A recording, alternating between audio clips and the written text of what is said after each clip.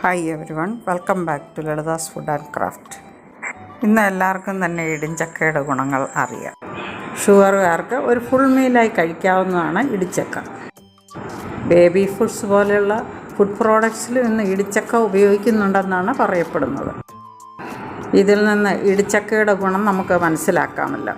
അതുകൊണ്ട് പോഷക സമൃദ്ധവും മെഡിസിനൽ വാല്യൂമുള്ള ഇടിച്ചക്ക കൊണ്ട് നമുക്കൊരു തോരൻ ഉണ്ടാക്കിയാലോ.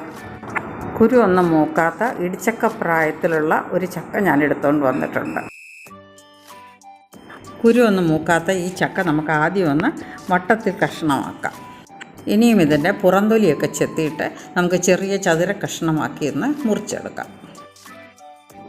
ഇതിലേക്ക് 2 തണ്ട് കറിവേപ്പിലയും ആവശ്യത്തിന് ഉപ്പും 1/4 ഗ്ലാസ് വെള്ളവും ഒഴിച്ച് ഇളക്കി അടച്ച് നമുക്ക് ഗ്യാസിൽ വെച്ച് വേവിച്ചെടുക്കാം. ഒരുപാട് വെന്ത് പോയാൽ ഇടിച്ചക്ക നമ്മൾ ചോപ്പറിലോ മിക്സിയിലോ ഇട്ട് അടിച്ചെടുക്കുമ്പോൾ പൊടിയായി കിട്ടുകയില്ല, കുഴഞ്ഞു പോകും. ഇടയ്ക്ക് 1-2 പ്രാവശ്യം അടപ്പ് തുറന്നൊന്ന് ഇളക്കി കൊടുക്കാം. വെള്ളം പറ്റുന്നത് വരെ നമുക്ക് അടച്ചു വെക്കാം. ഇനിയും അടപ്പൊന്ന് തുറന്ന് നോക്കാം. വെള്ളം പറ്റി ആവശ്യത്തിന് വെന്തിട്ടുണ്ട്. നമുക്കിനി ഇത് ചോപ്പറിലിട്ടൊന്ന് അടിച്ചെടുക്കുകയോ അല്ലെ മിക്സിയിലൊന്ന് പൾസ് ചെയ്തെടുക്കുകയോ ചെയ്യാം.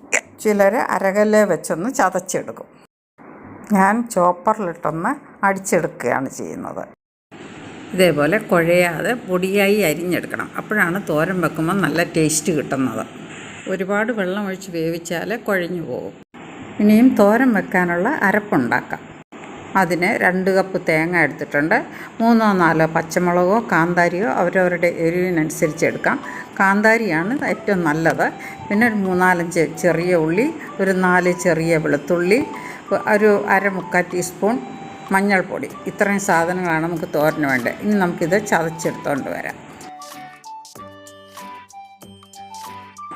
അതിന് മിക്സിയിൽ നമുക്ക് മുളകും ചെറിയ ഉള്ളിയും വെളുത്തുള്ളിയും കൂടെ ഒന്ന് പൾസ് ചെയ്തെടുക്കാം. പൾസ് ചെയ്തതിന് ശേഷം അതിലേക്ക് തേങ്ങയും മഞ്ഞൾപ്പൊടിയും കൂടെ ചേർത്ത് ഒന്നുകൂടെ പൾസ് ചെയ്ത് എടുക്കാം. അങ്ങനെ തേങ്ങ നമ്മൾ ഒതുക്കിയെടുത്തുകൊണ്ട് വന്നിട്ടുണ്ട്. ഇനി തോരൻ വയ്ക്കാൻ തുടങ്ങാം. അതിന് പാൻ അടുപ്പിൽ വെച്ച് ചൂടാകുമ്പോൾ 1-2 ടേബിൾ സ്പൂൺ വെളിച്ചെണ്ണ ഒഴിച്ച് കൊടുക്കാം. വെളിച്ചെണ്ണ ചൂടാകുമ്പോൾ നമുക്കതിലേക്ക് 1 ടേബിൾ സ്പൂൺ ഉഴുന്ന് പരിപ്പിട്ട് കൊടുക്കാം. ഇനിയും ഇതിലേക്ക് 1 ടീസ്പൂൺ കടുക് ചേർത്ത് കൊടുക്കാം. കടുക് പൊട്ടിത്തീരുമ്പോൾ വട്ടത്തിലരിഞ്ഞ ചെറിയ ഉള്ളിയും കുറച്ച് കറിവേപ്പിലയും ചേർത്ത് കൊടുക്കാം. ഉള്ളി ഒന്ന് ചെറുതായിട്ട് ചുമക്കട്ടെ.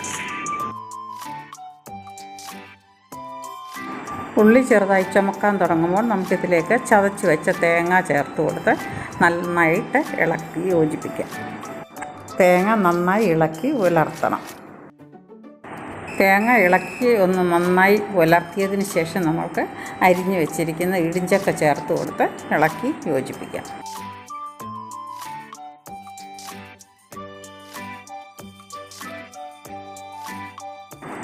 ഈ തോരനൊക്കെ അരപ്പ് നന്നായിട്ട് ചേർത്ത് കൊടുക്കണം.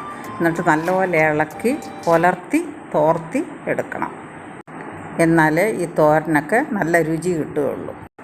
നന്നായി ഉലർന്നതിന് ശേഷം നമുക്ക് ഫ്ലെയിം ഓഫ് ചെയ്യാം.